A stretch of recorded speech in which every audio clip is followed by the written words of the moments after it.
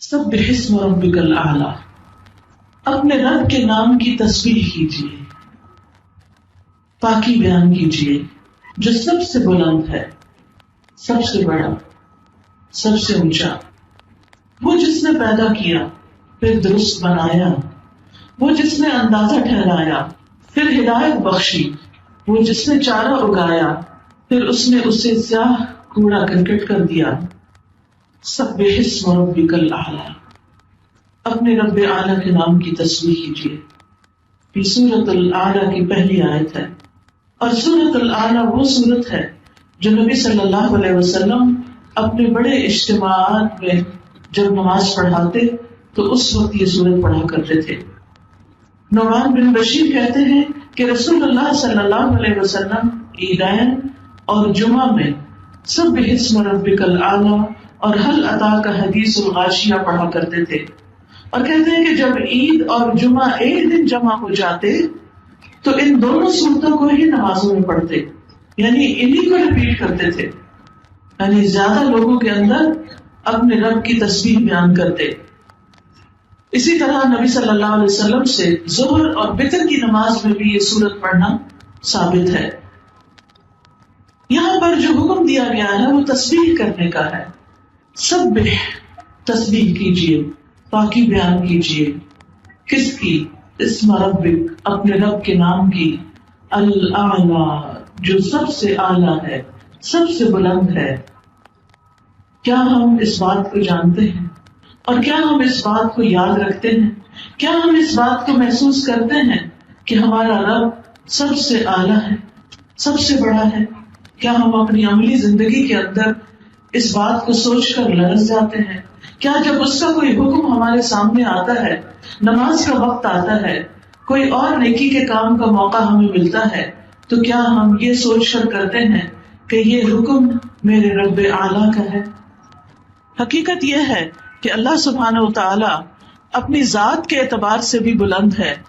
قرآن مجید میں آتا ہے فَتَعَالَى اللَّهُ الْمَلِكُ الْحَقُّ، پس بہت بلند ہے اللہ جو سچا بادشاہ ہے، لا الہ الا ہو، اس کے سوا کوئی معبود نہیں، هو رب العرش الکریم، وہ عزت والے عرش کا رب ہے۔ اللہ سبحانہ و تعالیٰ اپنی ذات کے اعتبار سے بھی بہت بلند اور اونچا ہے، وہ عرش پر مستوی ہے۔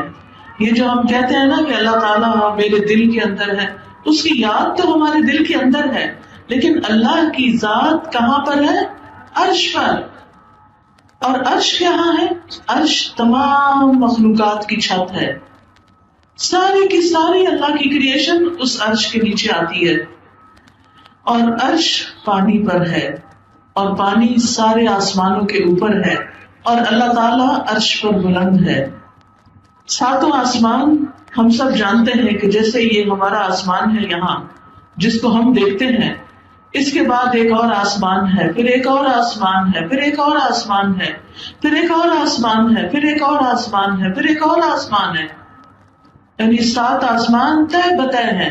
قرآن مجید میں آتا ہے الم تروا کیف خلق اللہ 7 سماوات طباقا، کیا تم دیکھتے نہیں کہ اللہ نے کس طرح 7 آسمانوں کو طے بطے پیدا کیا، ایک کے اوپر ایک۔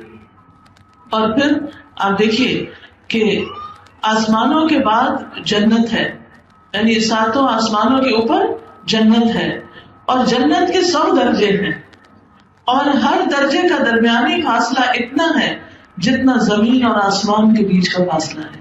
اس سے آپ اندازہ لگائیے کہ بلندیاں اور اونچائیاں کتنی زیادہ ہیں۔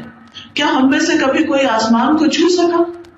ہم تو خود سے بادلوں کو بھی نہیں چھو سکتے، اس کے لیے بھی وہ جہاز اوپر جاتے ہیں تو وہ اس کے اندر سے گزرتے ہیں، لیکن جہازوں کے بھی اوپر جانے کی ایک لمٹ ہے، اس سے آگے وہ نہیں جا سکتے۔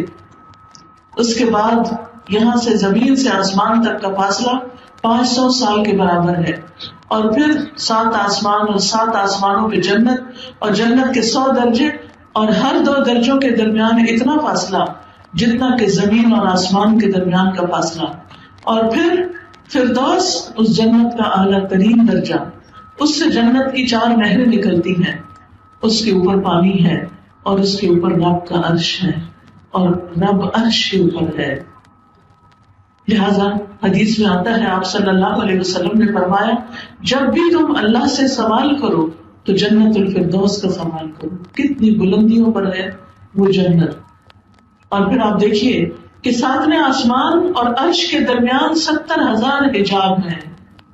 وَقَرَّبْنَاهُ نَجِيًّا کے بارے میں مجاہد جو مفسر ہیں وہ کہتے ہیں ساتویں آسمان اور عرش کے درمیان 70,000 پردے ہیں، اور اللہ تعالیٰ موسیٰ علیہ السلام کو قریب کرتے رہے یہاں تک کہ دونوں کے درمیان ایک پردہ رہ گیا.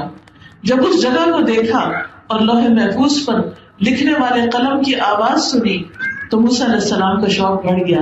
کہنے لگے ربی ارنی انظر الیک، اے میرے رب تو مجھے اپنا آپ دکھا، میں تجھے دیکھنا چاہتا ہوں.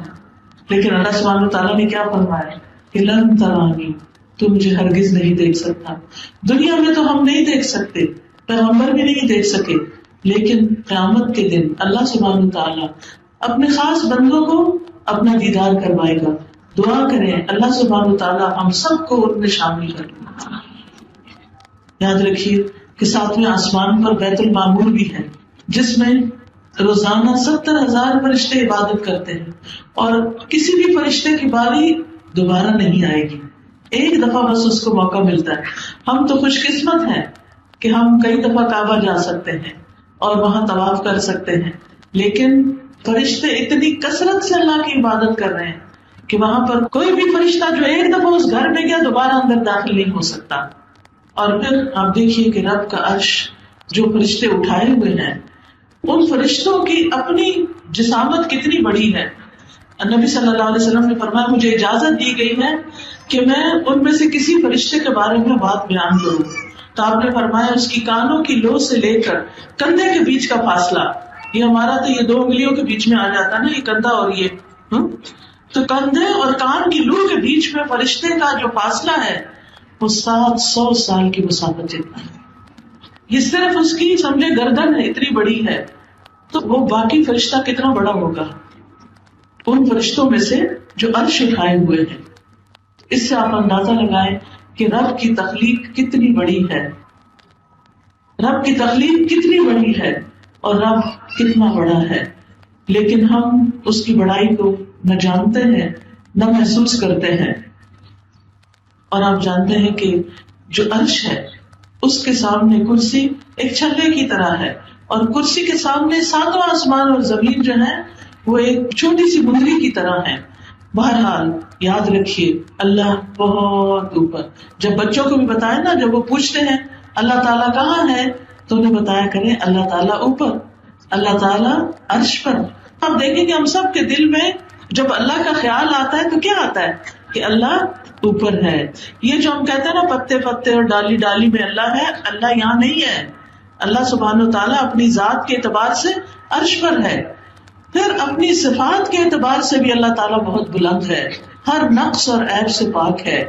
قرآن مجید میں آتا ہے سبحانہ وتعالی عما یقولون علوا کبیرا، کہ اللہ صاحب عرش وہ پاک ہے ان باتوں سے بہت بلند و برتر ہے جو یہ لوگ کہتے ہیں.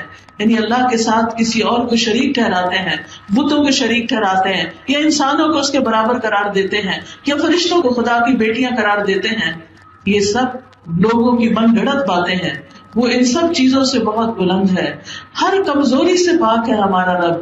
اللہ لا الہ الا هو الحی القیوم لا تأخذہ سنۃ ولا نوم، کہ اللہ اس کے سوا کوئی الہ نہیں، وہ ہمیشہ سے زندہ ہے اور کائنات کی ہر چیز کو قائم رکھنے والا ہے. نہ اس پر اونگ آتی ہے اور نہ اس کو نیند آتی ہے. یعنی اللہ تعالیٰ سوتا نہیں ہے، اور یہ اس کی قوت کی علامت ہے، اور اپنی مخلوق کی مسلسل نگہداشت کر رہا ہے. اللہ تعالیٰ کو کوئی تھکاوٹ لاحق نہیں ہوتی. اللہ تعالیٰ کسی کے سامنے ہارتے نہیں، عاجز نہیں، کمزور نہیں. اللہ تعالیٰ کبھی غافل نہیں ہوتے. اللہ تعالیٰ کسی پر ظلم نہیں کرتے.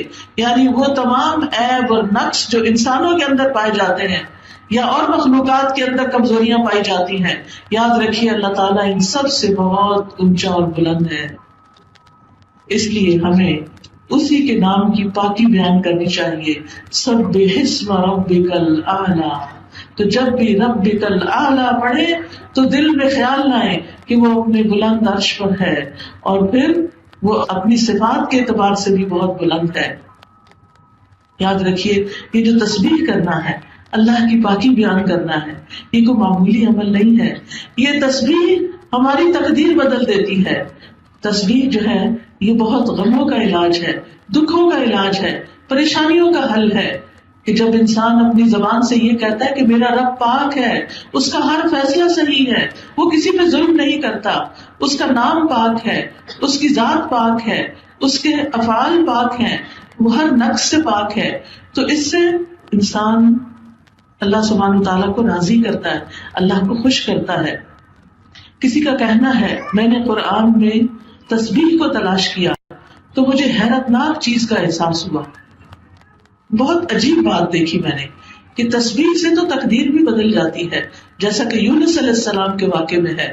اللہ تعالیٰ فرماتے ہیں فَلَوْلَا أَنَّهُ كَانَ مِنَ الْمُسَبِّحِينَ لَلَبِثَ فِي بَطْنِهِ إِلَى يَوْمِ يُبْعَثُونَ، اگر یہ بات نہ ہوتی کہ بے شک وہ تسبیح کرنے والوں میں سے تھا تو یقیناً اس کے پیٹ میں، یعنی مچھلی کے پیٹ میں اس دن تک رہتا جس میں لوگ اٹھائے جائیں گے۔ یعنی یونس علیہ السلام کو اللہ نے تکلیف سے نجات کیوں دی؟ کیونکہ انہوں نے کیا پڑھا تھا؟ تسبیح پڑھی تھی۔ کون سی تسبیح؟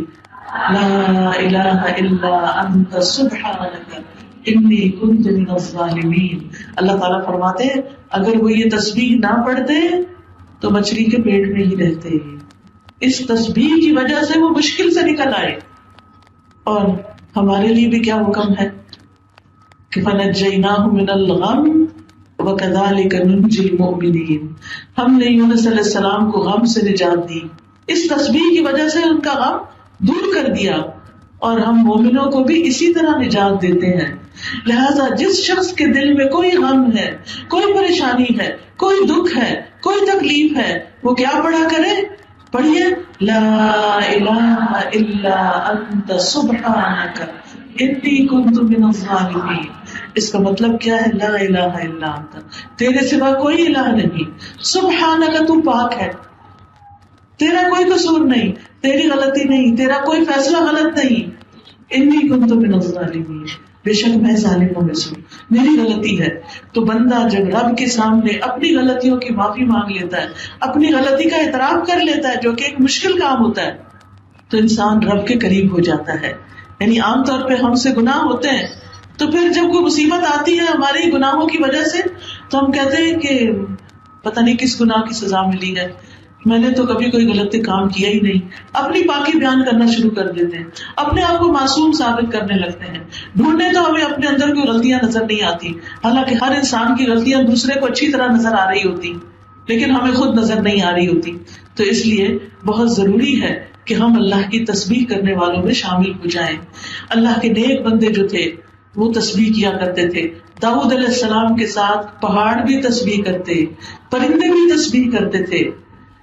تسبیح ہی وہ ذکر ہے کہ جس کو داؤد علیہ السلام جب کرتے تو باقی مخلوق بھی ساتھ کرتی۔ وَسَخَّرْنَا مَعَ دَاوُودَ الْجِبَالَ يُسَبِّحْنَ وَالطَّيْرَ، ہم نے داؤد علیہ السلام کے ساتھ پہاڑوں کو مسخر کر دیا جو تسبیح کرتے تھے۔ یاد رکھیے اللہ کی ساری مخلوق تسبیح کرتی ہے۔ قرآن مجید میں آتا ہے أَلَمْ تَرَ أَنَّ اللَّهَ يُسَبِّحُ لَهُ مَنْ فِي السَّمَاوَاتِ وَالْأَرْضِ، کیا تم دیکھتے نہیں کہ اللہ کے لیے تسبیح کر رہے ہیں وہ سب جو آسمانوں میں ہیں اور جو زمین کے اندر، سب تسبیح کر رہے ہیں۔ سمندر میں مچھلیاں بھی تسبیح کرتی ہیں اللہ کی، زمین میں چونٹیاں اپنے بلوں میں اللہ کی تسبیح کرتی ہیں، اللہ کی پاکی بیان کرتی ہیں، باقی بھی پرند چرند حیوانات سارے اپنے رب کی پاکی بیان کرتے ہیں، اپنے رب کی تسبیح کرتے ہیں۔ موسیٰ علیہ السلام، زکریا علیہ السلام، یہ سب اپنے رب کی تسبیح کرتے تھے۔ موسیٰ علیہ السلام نے تو خاص دعا مانگی تھی کہ اللہ میرے بھائی کو میرے کام میں شریک کر دے، اس کے ذریعے میری قوت مضبوط کر دے، کہیں نسبحک کثیرا، تاکہ ہم کثرت سے تیری تسبیح بیان کریں۔ تو اس سے پتہ چلتا ہے کہ تسبیح تھوڑی بہت ہی نہیں، زیادہ تسبیح کرنی چاہیے۔ ہمارے دن کے کلام کا اکثر حصہ تسبیح میں گزرنا چاہیے، کیونکہ اہل جنت بھی وہاں تسبیح کریں گے۔ تو وہ جنت میں جانے والی صفات دنیا میں پہلے اختیار کریں تاکہ اللہ سبحانہ وتعالیٰ اپنی رحمت سے ہمیں وہاں لے جائے۔ وہاں دعواہم فیہا سبحانک اللہم وتحیتہم فیہا سلام، ان کی دعا اس میں ہوگی سبحانک اللہم، پاک ہے تو اے اللہ، اور ان کی آپس کی دعا سلام ہوگا، یعنی ایک دوسرے کو سلام کریں گے اور رب کی تسبیح بیان کریں گے۔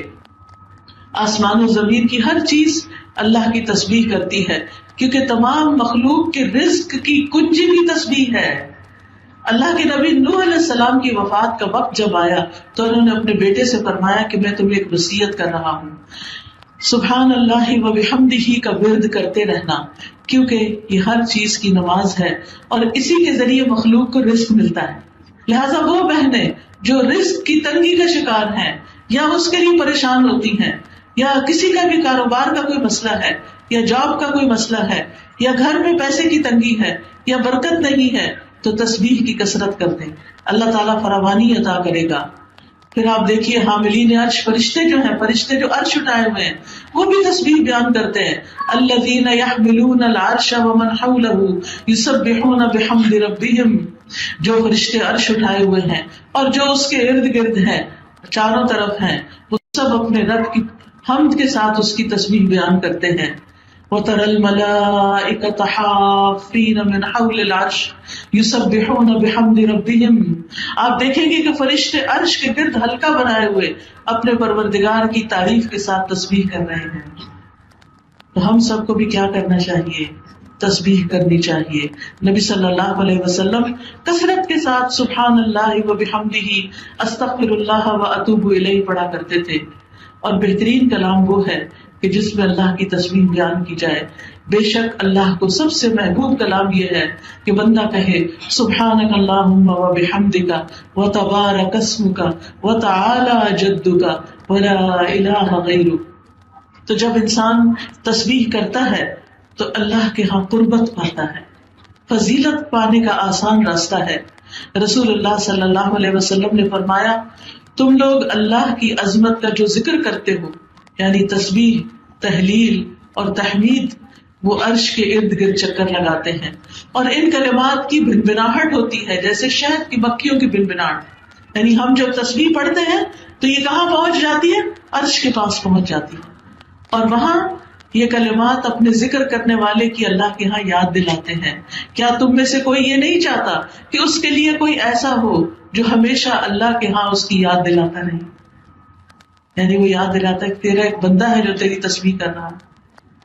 تو فضول باتوں، فالتو باتوں، ان باتوں سے جن سے جھگڑے فساد ہوتے ہیں، ان سے بہتر کیا ہے کہ انسان اللہ کی تسبیح بیان کرے۔ پھر یاد رکھیے، تسبیح جو ہے وہ دل کی تنگی اور گھٹن کا علاج ہے، دل کی گھٹن کا علاج ہے۔ جب آپ کا سینہ گھٹ رہا ہو، جب آپ بلا وجہ اداس ہو رہے ہو، جب آپ کی روح بے چین ہو رہی ہو، تسبیح شروع کر دیں، سبحان اللہ و بحمدہ، سبحان اللہ العظیم، پڑھتے رہیں پڑھتے رہیں پڑھتے رہیں، لا الہ الا انت سبحانک انی کنت من الظالمین۔ تو آپ دیکھیں گے کہ آپ کا دل قرار پکڑ جائے گا، آپ کے اوپر سے بوجھ ہٹ جائے گا۔ اور خاص طور پر جب لوگ آپ پہ باتیں بنائیں، ہوتا ہے نا کہ ہر وقت انسان کو لوگوں کا ڈر ہوتا ہے، اچھا کھانا اچھا نہیں بنا، لوگ باتیں بنائیں گے، میں نے اس شادی میں کپڑے پرانے پہن لیے، لوگ باتیں بنائیں گے، میں نے اپنی بہو کو یہ نہیں دیا تو لوگ باتیں ہر وقت ہمیں لوگوں کی باتوں کا ڈر ہوتا ہے، جس کی وجہ سے ہم اللہ کی فرما برداری نہیں کرتے، اللہ کی اطاعت نہیں کرتے، اللہ کے آگے جھکتے نہیں کہ لوگ کیا کہیں گے۔ تو اس کا علاج بھی کیا ہے کہ انسان اپنے رب کی تسبیح کرے، سبحان اللہ و بحمدہ، سبحان اللہ العظیم۔ رسول اللہ صلی اللہ علیہ وسلم نے فرمایا، جو شخص رات سے خوف کھائے، بعض اوقات ایسا ہوتا ہے نا، سب بچوں کی شادی ہو جاتی ہے، سب چلے جاتے ہیں، گھر خالی ہو جاتے ہیں، آپ اکیلے رہ جاتے ہیں، آپ کو رات کے وقت ڈر لگنے لگتا ہے، بہترین علاج ہے تسبیح۔ نبی صلی اللہ علیہ وسلم نے فرمایا، جو رات سے خوف کھائے کہ وہ اسے پریشان کرے گی، یا مال خرچ کرنے سے بخل کرے، یعنی اس کو صدقہ کرنے کو دل نہیں چاہتا، یا دشمن سے مقابلہ کرنے سے ڈرے، تو اس کو اس قول کی کثرت کر دینی چاہیے، سبحان اللہ و بحمدہ، کیونکہ یہ اللہ کے نزدیک سونے کا پہاڑ اللہ عز و جل کے راستے میں خرچ کرنے سے زیادہ محبوب ہے۔ یعنی اگر آپ کے پاس سونے کا پہاڑ ہو اور وہ آپ صدقہ کر دیں تو اس سے بہتر اس سے زیادہ اجر آپ کما سکتے ہیں تسبیح کی کثرت کر کے، کیونکہ جس کے پاس ہے وہ تو خرچ کرے گا، وہ تو صدقہ کرے گا اور اجر کمائے گا. لیکن بعض اوقات انسان کہتا ہے یہ میرے بچے کی فیس ہے، ابھی فلاں کی شادی ہے، ابھی حج پہ جانا ہے، ابھی یہ کام ہے وہ کام ہے، تو انسان گھر بنانا ہے، بچت کرتا رہتا ہے، صدقہ نہیں ہو پاتا اس طرح جتنا دل چاہتا ہے. تو پھر کیا کریں؟ اس کا ازالہ کرنے کے لیے تسبیح شروع کر دیں. انشاءاللہ وہ کمی کوتاہی نہیں آئے گی، یعنی آپ کے اعمال نامے میں کمی نہیں ہوگی، کیونکہ تسبیح کرنا صدقہ ہے. نبی صلی اللہ علیہ وسلم نے فرمایا تم میں سے جو آدمی صبح کرتا ہے اس کے ہر جوڑ پر صدقہ لازم ہو جاتا ہے. ہر صبح سویرے جب نیا سورج نکلتا ہے تو کیا ہوتا ہے؟ صدقہ کیا ہوتا ہے؟ صدقہ لازم ہو جاتا ہے. غور سے سنیے، صدقہ ہمارے اوپر روزانہ لازم ہوتا ہے. یہ نہیں کہ ہم کہیں وہ رمضان میں صدقہ دیا تھا، وہ جب حج پہ گئے تھے تو ہم نے فلاں حاجیوں کو پانی پلا دیا تو صدقہ کر دیا تھا، یا وہ فلاں مشکل کے وقت ہم نے کوئی کالا بکرا ذبح کر دیا تھا. نہیں، یہ نہیں کافی. کیا کرنا ضروری ہے؟ ہر روز صدقہ کرنا ضروری ہے. لیکن بعض اوقات ہر روز ہمارے پاس دینے کے لیے کچھ ہوتا نہیں یا کوئی لینے والا ہوتا نہیں، تو پھر کیا کریں؟ نبی صلی اللہ علیہ وسلم نے فرمایا ہر مرتبہ سبحان اللہ کہنا صدقہ ہے. یعنی پھر آپ سبحان اللہ کی تسبیح شروع کر دیں، کیونکہ 360 جوڑ ہیں، کم از کم دن میں 360 دفعہ سبحان اللہ ضرور پڑھیں. الحمدللہ کہنا صدقہ ہے، ہر مرتبہ لا الہ الا اللہ کہنا صدقہ ہے، ہر مرتبہ اللہ اکبر کہنا صدقہ ہے، نیکی کا حکم دینا صدقہ ہے، برائی سے روکنا صدقہ ہے. تو انسان کو یہ صدقہ اپنی جان کی خاطر ہر روز کرنا چاہیے. اس سے انسان کی نیکیوں میں اضافہ ہوتا ہے، خطائیں معاف کر دی جاتی ہیں. یعنی صبح شام اگر انسان 100 بار سبحان اللہ و بحمدہ پڑھتا ہے تو اس کے گناہ معاف ہو جاتے ہیں، اگرچہ وہ سمندر کی جھاگ کے برابر ہی کیوں نہ ہو. پھر اسی طرح 100 اونٹوں سے افضل عمل ہے. ایک بار تسبیح پڑھنے سے زمین و آسمان کے درمیان کی جگہ بھر جاتی ہے. یہ زبان پر بڑے ہلکے کلمات ہیں، سبحان اللہ سبحان اللہ. دل بھی خوش ہو جاتا ہے، کیونکہ ہم عام طور پر سبحان اللہ کب کہتے ہیں؟ جب ہمارا دل خوش ہوتا ہے کسی چیز کو دیکھ کر یا اللہ کی کوئی بڑائی سامنے آتی ہے. تو خاص طور پر سبحان اللہ و بحمدہ سبحان اللہ العظیم، یہ 2 کلمات ایسے ہیں کہ جو زبان پہ ہلکے ہیں، میزان پہ بھاری ہیں. اسی طرح جو صبح اور شام 3 دفعہ یہ پڑھ لیتا ہے سبحان اللہ و بحمدہ عدد خلقہ ورضا نفسہ وزنۃ عرشہ ومداد کلماتہ، تو یہ بہت سارے ذکر کو کافی ہو جاتا ہے.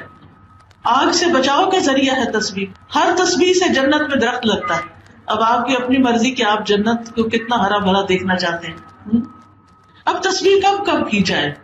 تسبیح صبح شام کی جائے.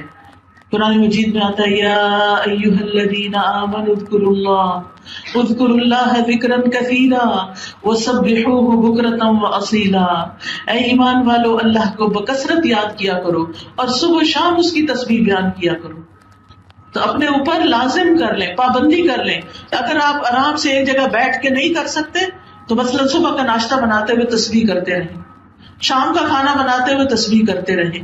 تو اس طرح جو کام آپ روز صبح شام کرتے ہیں، میں نے تو ایک مثال ہی دی ہے، تو اس میں آپ تسبیح کرتے رہیں. پھر اسی طرح خصوصاً سورج نکلنے کے وقت نماز کے آغاز میں رکوع اور سجدوں میں، سجدے میں سبحان ربی الاعلیٰ کئی دفعہ دہرائیں. پھر نمازوں کے بعد بھی پڑھے 33 دفعہ سبحان اللہ، 33 دفعہ الحمدللہ اور 34 دفعہ اللہ اکبر. اگر اتنی دفعہ ٹائم نہ ہو تو 10 دفعہ ہی پڑھ لے. پھر رات کے وقت نبی صلی اللہ علیہ وسلم جب سونے لگتے تھے تو سبحان اللہ سبحان اللہ سبحان ربی پڑھتے رہتے. ان کے خادم کہتے ہیں کہ میری آنکھ لگ جاتی تھی لیکن نبی صلی اللہ علیہ وسلم دیر تک اللہ کی تسبیح بیان کرتے تھے، سوتے وقت اللہ کی تسبیح. پھر اسی طرح قرآن پاک پڑھتے ہوئے جہاں اللہ تعالیٰ کی پاکی بیان ہو، کوئی اچھی بات بیان ہو تو اس وقت سبحان اللہ کہتے تھے آپ.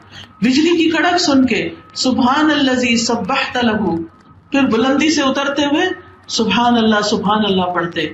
اس سے فائدہ کیا ہوگا؟ یعنی کیا فائدہ؟ سبح اسم ربک الاعلی الذی خلق فسوی والذی قدر فہدی والذی اخرج المرعى فجعله غثاء احوا سنقرئك فلا تنسى الا ما شاء الله انه يعلم الجهر وما يخفى ونيسرك لليسرى ونيسرك لليسرى. تسبیح سے، اللہ کا ذکر کرنے سے آپ کے کاموں میں آسانی پیدا ہوتی ہے، آپ کے لیے کام آسان ہو جائیں گے. کاموں میں آسانی کس کس چیز سے پیدا ہوتی ہے تسبیح کے علاوہ؟ اللہ کے تقوی سے. اللہ کا ڈر آسانیاں پیدا کرتا ہے. قرآن مجید میں آتا ہے وَمَن يَتَّقِ اللَّهَ يَجْعَل لَّهُ مِنْ أَمْرِهِ يُسْرًا، جو اللہ سے ڈرتا ہے اللہ اس کے کام میں آسانی پیدا کر دیتا ہے. اللہ کا ڈر اپنے اندر لائے. اللہ کا ڈر کیا ہوتا ہے؟ اللہ کا ڈر وہ چیز ہوتی ہے انسان کے اندر جس کی وجہ سے انسان اچھے کام شروع کر دیتا ہے اور برے کاموں سے بچنے لگتا ہے. انسان سوچتا ہے میرے پاس یہ وقت ہے، میں کیوں ضائع کر رہا ہوں، میں کوئی اچھا نیک کام ہی کر لیتا ہوں، کسی کی خدمت کر دیتا ہوں، تسبیح پڑھ لیتا ہوں. اور وہ یہ کیوں کرتا ہے؟ صرف اللہ کے لیے کرتا ہے، کسی کو دکھانے کے لیے نہیں.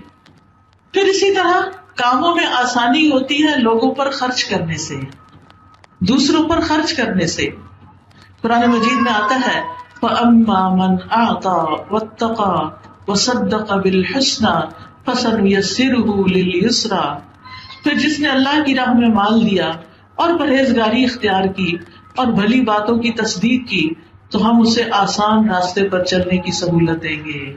جس سے کیا پتہ چلتا ہے؟ جو دیتا ہے، جو اللہ سے ڈرتا ہے اور سچی بات کو سچ مانتا ہے، قرآن کی بات کو سچ مانتا ہے، جو سچ مانتا ہے اس پر عمل کر لیتا ہے نا. پھر اسی طرح آسانیاں ہوتی ہیں جب انسان کسی کے لیے آسانی پیدا کرتا ہے چھوٹی چھوٹی چیزوں میں. کوئی آپ کے ساتھ بیٹھا ہے، آپ کو پتا ہے کہ تنگ ہو رہا ہے، آپ اس کے لیے ذرا سی جگہ کھلی کر دیں. کسی کے راستے میں کوئی چیز پڑی ہے اس کو ہٹا دیں. کسی کو کوئی بات سمجھ نہیں آئی اس کو سمجھا کے دہرا کے آسان کر دے اس کے لیے. تو جو شخص تنگ دست پر آسانی کرتا ہے اللہ سبحانہ تعالیٰ اس کے لیے آسانیاں کرتا ہے. حدیث میں آتا ہے جس نے کسی مومن سے دنیا کی تکلیفوں میں سے کسی تکلیف کو دور کیا، مثلا کسی کا قرضہ چکا دیا، کسی کو کوئی دوا لا دی، کوئی بیمار ہے تو اس کی بیمار پرسی کر لی، اللہ قیامت کے دن اس کی تکلیفوں میں سے کسی تکلیف کو دور کر دے گا. اور جس نے کسی تنگ دست پہ آسانی کر دی، یعنی اس کا ہاتھ تنگ ہے، اس نے اس کے لیے تھوڑے سا اس کی مدد کر دی کہ اس کا ہاتھ کھل جائے، اللہ اس پر دنیا اور آخرت میں آسانی کرے گا. جس نے کسی مسلمان کی پردہ پوشی کی، اس کا عیب چھپا لیا، اللہ اس کی دنیا اور آخرت میں پردہ پوشی کرے گا. اور اللہ تعالیٰ تب تک اس بندے کی مدد میں ہوتے ہیں جب تک وہ بندہ اپنے بھائی کی مدد میں لگا رہتا ہے. آپ دوسروں کے کام بناتے رہیں، اللہ آپ کے کام بنائے گا. آپ دوسروں کی مدد کریں، دوسروں کے لیے آسانیاں پیدا کریں، اللہ آپ کے لیے آسانیاں پیدا کریں. چیزوں کو مشکل نہ بنایا کریں، چیزوں کو آسان کیا کریں تاکہ لوگوں کی زندگی آسان ہو اور وہ تمہیں دعائیں دیں.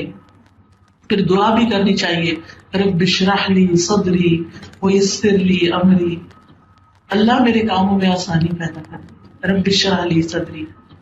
پھر اگر کوئی مشکل آ جائے اللہم لا سہل الا ما جعلتہ سہلا وانت تجعل الحزن سہلا اذا شئت. کوئی بیمار ہے گھر میں، ابھی میں آ رہی تھی، ایک بچی نے بتایا کہ اس کی والدہ کے ایکسیڈنٹ ہو گیا، وہ کومے میں چلی گئی ہیں. اللہ ان کے لیے آسانی کرے اور ان کو صحت عطا کرے. اللہ تعالیٰ باقی بھی آپ سب کی بھی زندگی میں جو مشکلات ہیں، بچوں کی طرف سے ہیں یا شوہر کی طرف سے ہیں یا مال کی طرف سے ہیں، جان کی، اپنی جان میں کوئی تکلیف ہے، اللہ آپ سب کے لیے بہت آسانیاں کریں. لیکن اللہ سے آسانیاں مانگا کریں اور لوگوں کو آسانیاں دیا کریں.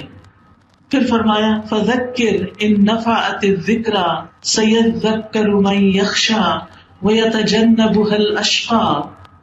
فَذَكِّرْ، پس آپ نصیحت کیجیے، ان نفعت الذکر، اگر نصیحت کرنا فائدہ دے، یعنی جو نصیحت قبول کرنا چاہتا ہے اس کو آپ نصیحت کریں. سیذکر من یخشی، ضرور نصیحت پکڑے گا جو ڈرتا ہے. بار بار اللہ سے ڈرنے کی بات ہو رہی، کیونکہ یہ تقوی ہی نیک اعمال کی بنیاد ہے. اللہ کا ڈر ہے جو بندوں کو سیدھا رکھتا ہے اور ٹیڑھا ہونے سے بچاتا ہے اور دوسروں کے اوپر ظلم زیادتی سے بچاتا ہے. وَيَتَجَنَّبُهَا الْأَشْقَىٰ، اور بدبخت اس سے کنارہ کشی کر لے گا، وہ نصیحت قبول نہیں کرے گا. یاد رکھیے جب کوئی ہمیں نصیحت کرے اور ہم آگے سے بگڑے تو یہ بدبختی کی علامت ہے، کیونکہ یہاں پر کیا فرما رہے اللہ تعالیٰ، وَيَتَجَنَّبُهَا الْأَشْقَىٰ، جو سب سے بڑا بدبخت ہے وہ نصیحت سے منہ موڑ لے گا. ماں نصیحت کر رہی ہے بچی کو شرم و حیا کی، اچھا لباس پہننے کی، حجاب کرنے کی، اور بچی آگے سے بگڑنا شروع کر دے تو یہ خوش قسمتی کی بات نہیں ہے. ماں باپ کو ستانا بھی ہے اور اللہ کی نافرمانی کرنا بھی ہے اس میں. تو ایمان والوں کو کیا حکم ہے؟ وَذَكِّرْ فَإِنَّ الذِّكْرَىٰ تَنفَعُ الْمُؤْمِنِينَ. نصیحت مومنوں کو فائدہ دیتی ہے. اور حدیث میں آتا ہے مومن کو اس حال میں پیدا کیا گیا ہے کہ وہ آزمائش میں مبتلا ہونے والا، توبہ کرنے والا اور بھولنے والا ہوتا ہے. یعنی وہ لوگوں کے برے سلوک نہیں یاد رکھتا. جب اسے نصیحت کی جاتی ہے وہ نصیحت قبول کر لیتا، اس کو مائنڈ نہیں کرتا، دل میں لگا کے بیٹھ نہیں جاتا. اور نصیحت کرنے کے لیے سب سے بہترین چیز قرآن ہے. فرمایا فذکر بالقرآن من یخاف وعید. سو اس قرآن کے ساتھ اس شخص کو نصیحت کرو جو میرے عذاب کے وعدے سے ڈرتا ہے. لیکن نصیحت کس کو فائدہ نہیں دیتی؟ غافل دلوں کو فائدہ نہیں دیتی، منہ موڑ جانے والوں کو، انکار کرنے والوں کو فائدہ نہیں دیتی. اور نصیحت قبول نہ کرنے کا انجام کیا ہے؟ کہ ہو سکتا ہے کہ انسان پھر کسی شرک میں پڑ جائے، کسی بدعت میں پڑ جائے، کسی کبیرہ گناہ میں پڑ جائے اور وہ آخر کار اس کو جہنم میں لے جائے. تو اس بات سے ڈرنا چاہیے. جب کوئی کہنا کہ ایسا نہ کرو شرک ہے، صرف اللہ سے مانگو کسی اور سے نہ مانگو، صرف اللہ کے آگے سجدہ کرو کسی اور کے آگے نہ، جو قبروں کے آگے مت سجدہ کرو، تو نصیحت قبول کر لینی چاہیے، خاص طور پر جو قرآن کے ساتھ نصیحت کی گئی ہو. اسی طرح کوئی اگر کہ ماں باپ کی بات مانا کرو، تو آپ کو پتا ہے نا کہ کبیرہ گناہوں میں اللہ کے ساتھ شرک کے بعد سب سے بڑا گناہ ماں باپ کو ستانا ہے، ماں باپ کی نافرمانی کرنا ہے. تو پھر ایسے بدبختوں کے لیے کیا ہے؟ پھر ان کی اکڑ تو وہی اسی آگ میں جا کے ٹوٹے گی. تو انسان اس آگ سے بچنے کے لیے اللہ کی پناہ مانگتا رہے، اللہ تو ہمیں پناہ دے دے اور اس جہنم سے ہمیں بچا لے. کیونکہ قیامت کے دن جب جہنم کو سامنے لایا جائے گا، اس دن جہنم کی 70,000 لگامیں ہوں گی. 70,000 لگامیں، یعنی ایک ایک لگام کو 70,000 فرشتے پکڑ کے کھینچ رہے ہوں گے اور وہ سرکش ہو رہی ہوگی، آؤٹ آف کنٹرول ہو رہی ہوگی. پھر جہنم کے کنارے سے گہرائی کا فاصلہ کتنا ہے؟ جیسے کنویں کے کنارہ ہوتا ہے نا، تو نیچے کتنا فاصلہ ہے. رسول اللہ صلی اللہ علیہ وسلم نے فرمایا مجھے اس ذات کی قسم جس کے ہاتھ میں میری جان ہے، جہنم کے کناروں اور اس کی گہرائی تک پہنچنے کی دوری اور مسافت اس قدر ہے کہ اتنی بھاری چٹان ہو جس کا وزن 7 حاملہ اونٹنیوں، ان کی چربی، گوشت اور ان کی اولاد کے برابر ہو. اگر اسے جہنم کی منڈیر سے نیچے گرایا جائے تو وہ اس کے پیندے تک 70 سال میں پہنچے گا. وہ پتھر 70 سال میں پہنچے گا. اتنا نیچے اندھیری جہنم، اتنا تو نکلے گا کون نکل سکتا اس میں سے؟ تو اس لیے انسان کو توبہ کرنی چاہیے، اللہ سے ڈرتے رہنا چاہیے اور اس آگ سے بچنے کی فکر کرنی چاہیے. قیامت کے دن سورج اور چاند دونوں دوزخ میں لپٹے ہوئے ہوں گے تاکہ اس کی گرمی کو اور بھڑکایا جا سکے. پھر ایک ایک شرارہ جو ہے وہ ایک ایک محل کی طرح ہوگا. شرارہ صرف اس کا ایندھن انسان اور پتھر ہوں گے. ایک جہنمی کا سانس 1,00,000 لوگوں سے زیادہ کو جلا سکتا ہے، اتنی سخت ہے اس کی گرمی. نبی صلی اللہ علیہ وسلم نے فرمایا اگر اس مسجد میں 1,00,000 یا زیادہ لوگ بیٹھے ہوں اور ان میں ایک جہنمی آدمی ہو اور وہ سانس لے لے اور اس کی سانس سب کو پہنچے تو اس کے اثر سے مسجد سمیت سارے لوگ جل جائیں. پھر یہ کہ جہنم کے صاحبان چاروں طرف ہوں گے، جیسے مارکی دیکھنے چاروں طرف، جہنم میں بھی چاروں طرف اس کے دیواریں ہوں گی اور اوپر بھی اور نیچے بھی، بچھونا بھی جہنم، اوڑھنا بھی جہنم. اور پھر اس جہنم کی خصوصیت کیا ہے کہ جب وہ دھیمی ہونے لگے گی اس کو اور بھڑکا دیا جائے گا، یعنی اس کی آگ ہلکی نہیں ہوگی. دنیا کی آگ تو یہ ہوتی ہے نا، جل جل کے ختم ہو جاتی ہے. پھر فرمایا ثم لا يموت فيها ولا يحيا، پھر وہ اس دن نہ مرے گا اور نہ جیے گا. جہنمی جہنم میں مر نہیں سکے. دنیا میں تو اگر کوئی زیادہ جل جائے تو مر جاتا ہے جل کے، لیکن اس میں سے کوئی بھی بچ نہ سکے گا، یعنی زندہ ہی زندہ رہے گا، وہ موت نہیں آئے گی اس کو. قد افلح من تزکا وذکر اسم ربہ فصلی، یقیناً کامیاب ہو گیا وہ جس نے پاکیزگی اختیار کی اور اپنے رب کا نام یاد کیا پھر نماز پڑھی.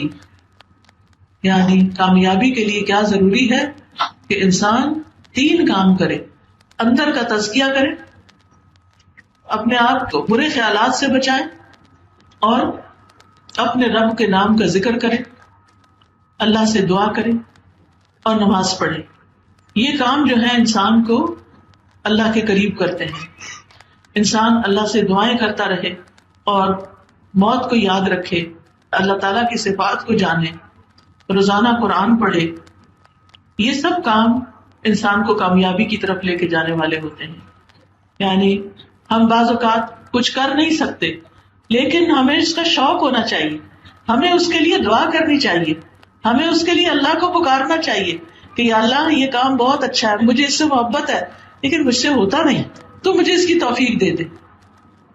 مثلا زندگی میں کم از کم ایک بار تو قرآن کو پورے سمجھ کے پڑھنا چاہیے، اس کا ترجمہ یاد کرنا چاہیے. جگہ جگہ کلاسز کھلی ہوئی ہیں، آپ وہاں جا کر داخلہ لے سکتے ہیں، پڑھ سکتے ہیں. اپنے ہفتے کا کچھ دن، 1 دن 2 دن 3 دن 4 دن، جتنا آپ آسانی سے ٹائم نکال سکیں آپ قرآن کی کلاسز میں شریک ہو. اور پھر اس کے بعد یہ کہ اللہ تعالیٰ سے دعا کریں.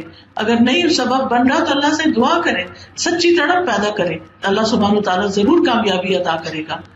پھر اسی طرح اپنے اعمال کو صرف اللہ کے لیے خالص کریں اور چھپ چھپ کر اللہ کے سامنے نیکیاں کریں. بندوں سے اپنی نیکیوں کو چھپائیں. کہتے ہیں کہ بندوں سے نیکیاں اس طرح چھپانی چاہیے جیسے ہم اپنے عیب چھپاتے ہیں. ہم بندوں سے اپنے عیب بہت چھپاتے ہیں. اگر ہماری کوئی برائی کسی کے سامنے کر دے تو ہم مائنڈ کر جاتے ہیں کہ تم نے سب کے سامنے کیوں کہا. اگر کوئی ہمارا کوئی ایسا برے کام کا راز کھول دے تو اس پہ بھی ہم ناراض ہوتے ہیں. تو اسی طرح ہمیں اپنی نیکیاں بھی چھپانی چاہیے. لوگوں کو دکھانے کے لیے نیکی کے کام نہیں کرنے. پھر اسی طرح کرنے کے کاموں میں یہ بھی ہے کہ انسان موت کو یاد رکھے. موت کو یاد رکھنے کا فائدہ کیا ہے کہ انسان پھر یہ سوچتا ہے کہ میرا وقت تھوڑا ہے، میں کچھ کر لوں، اپنے لیے تھوڑا ٹائم رہ گیا، کچھ بنا لوں، کچھ کر لوں، زیادہ سے زیادہ نیکی کے کام کروں، عبادت کروں، لوگوں کی خدمت کروں، کسی کے کام آؤں، لوگوں کے لیے آسانیاں کروں تاکہ میرے لیے آگے اللہ تعالیٰ موت کی منزلیں اور موت کے بعد کی زندگی آسان فرما دے. پھر اسی طرح کرنے کے کاموں میں سے ایک اور کام، اللہ کے نام اور اللہ کی صفات کو جانے تاکہ اللہ کی معرفت حاصل ہو. کیونکہ ہمیں اللہ نے اس لیے پیدا کیا کہ ہم اللہ کی عبادت کریں. لیکن اگر ہمیں یہ نہیں پتا کہ وہ ہے کون، وہ کیسا ہے، وہ کیا کرتا ہے، اس کی طاقت کتنی ہے، وہ کہاں ہوتا ہے، تو پھر ہم اس کی عبادت صحیح طور پر نہیں کر سکتے. اور اس کے لیے اللہ کے ناموں کی جو اسماء اللہ الحسنی کے جو آڈیوز ہیں وہ بھی آپ سن سکتے ہیں. پھر اسی طرح اچھے دوست بنا